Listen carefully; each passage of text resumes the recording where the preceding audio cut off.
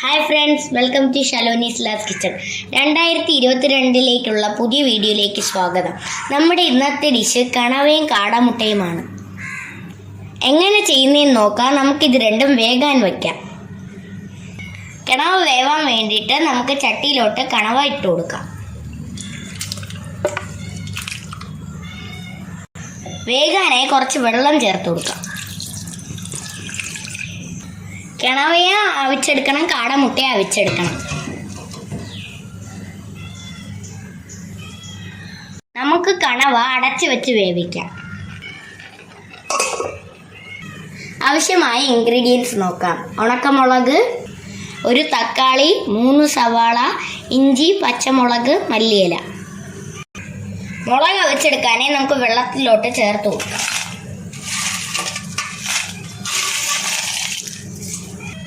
നമുക്കിത് അടുപ്പിൽ വെച്ച് നന്നായിട്ട് വേവിച്ചെടുക്കാം. മുളക് നമുക്ക് ഇടയ്ക്കൊന്ന് തുറന്ന് നോക്കി ഇളക്കി കൊടുക്കാം.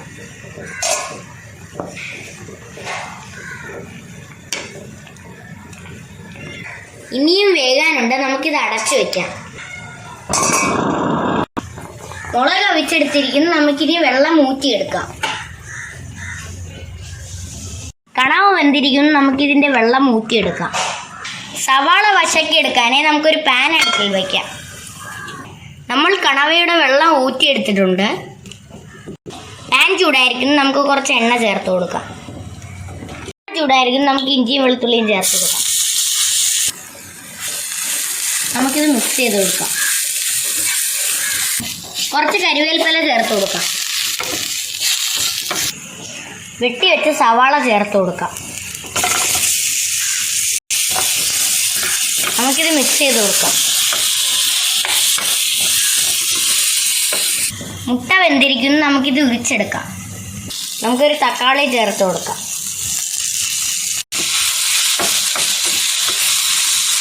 നമ്മൾ ഒരു ജാർ എടുത്തിട്ടുണ്ട്. നമുക്കിതിലോട്ട് അവിച്ച മുളക് ചേർത്ത് അരച്ചെടുക്കാം.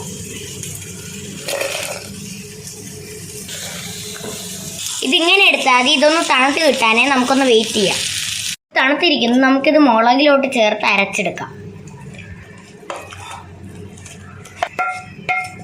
വെള്ളം ഒഴിക്കാതെ ഇങ്ങനെ അരച്ചെടുക്കുക. ഇത് റെഡിയാക്കാനേ നമുക്കൊരു പാൻ അടുപ്പിൽ വെക്കാം. പാൻ ചൂടായിരിക്കുന്നു. നമുക്ക് എണ്ണ ചേർത്ത് കൊടുക്കാം. അവിച്ച കണവ നമ്മൾ ചെറുതായിട്ട് കട്ട് ചെയ്തെടുത്തിട്ടുണ്ട്. മുട്ടയും തോട് ഉരിച്ചെടുത്തിട്ടുണ്ട്. എണ്ണ ചൂടായിരിക്കുന്നു. നമുക്ക് സവാള വെട്ടി വെച്ചത് ചേർത്ത് കൊടുക്കാം. വശക്കി എടുക്കാനേ ഒരു സവാളയാണ് നമ്മളിവിടെ എടുത്തിരിക്കുന്നത്. നമുക്കിത് മിക്സ് ചെയ്ത് കൊടുക്കാം. ഇതിൻ്റെ കൂടെ അരച്ച് വെച്ച മസാല ചേർത്ത് കൊടുക്കാം. നമുക്കിതൊന്നും അങ്ങ് മിക്സ് ചെയ്ത് കൊടുക്കാം. നമുക്കിത് മിക്സ് ചെയ്ത് കൊടുക്കാം.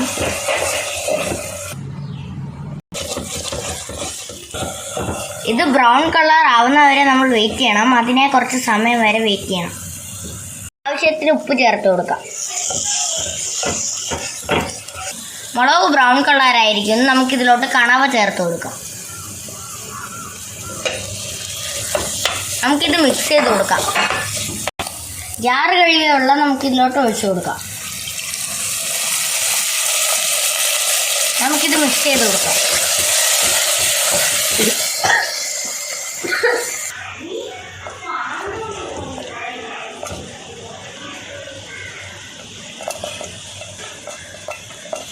കണവയിൽ മസാല പിടിക്കാനേ നമുക്കൊരു 5 മിനിറ്റ് അടച്ചു വയ്ക്കാം. കണവ ഇട്ട് 5 മിനിറ്റ് ആയിരിക്കും. നമുക്ക് ഇതിൻ്റെ കൂടെ കാടമുട്ട ചേർത്ത് കൊടുക്കാം.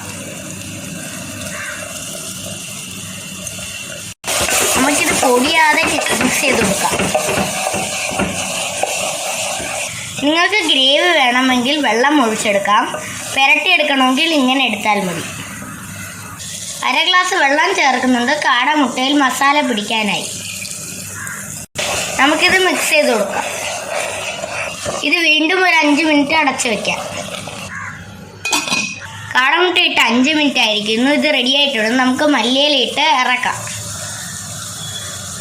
ഇതിൻ്റെ മുകളിൽ നമുക്ക് വെളിച്ചെണ്ണ ചേർത്ത് കൊടുക്കാം.